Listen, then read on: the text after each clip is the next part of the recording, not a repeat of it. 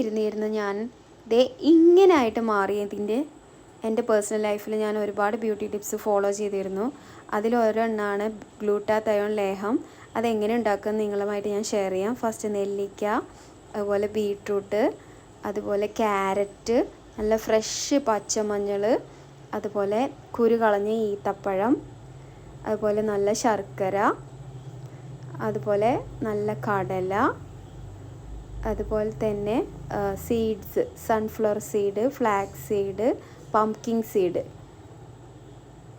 ആദ്യം തന്നെ നമ്മൾ ശർക്കര നന്നായിട്ട് തിളപ്പിക്കുക.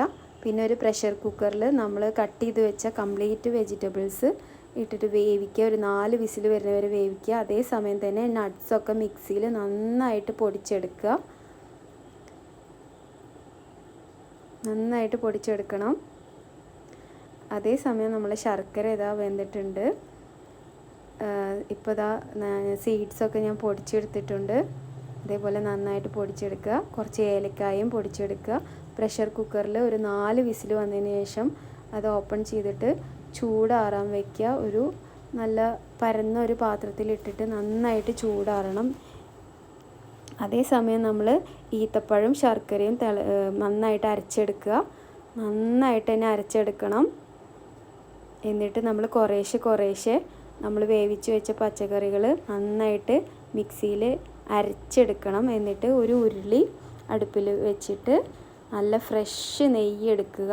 ഞാൻ മിൽമയുടെ നെയ്യ് എടുത്തിട്ടുള്ളത്. അത് ഒരു 3 ടീസ്പൂൺ ഇടുക.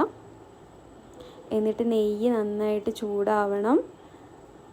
നെയ്യ് നന്നായിട്ട് ചൂടായതിന് ശേഷം നമ്മൾ നേരത്തെ അരച്ച് വെച്ചിട്ടുള്ള മിക്സ് ഉരുളിയിലേക്ക് ഇടുക.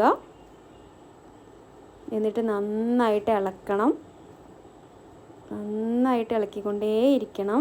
ഇത് നല്ലൊരു ലേഹമാണ്. ഇത് കഴിച്ചിട്ടുണ്ടെങ്കിൽ നമ്മൾ നന്നായിട്ട് കളറ് വയ്ക്കുക. അതുപോലെ നല്ല ബ്ലഡ് ഉണ്ടാവാനും. ഈത്തപ്പഴം ശർക്കരയും കൂടിയിട്ട് അരച്ച് വെച്ചത് അതിൽ ചേർക്കണം.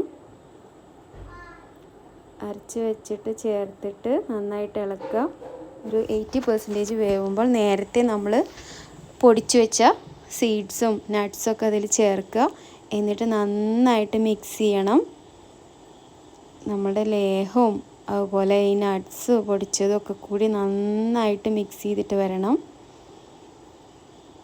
ആദ്യം തന്നെ കുറച്ച് വേവിച്ച കാരണം ഇത് വല്ലാതെ അങ്ങോട്ട് വേവിക്കേണ്ട ആവശ്യമില്ല. ഒന്ന് വെള്ളം വലിഞ്ഞ് ഡ്രൈ ആവണ വരെയാണ് വേവിക്കുക. നന്നായിട്ട് ഇളക്കിക്കൊണ്ടേയിരിക്കണം.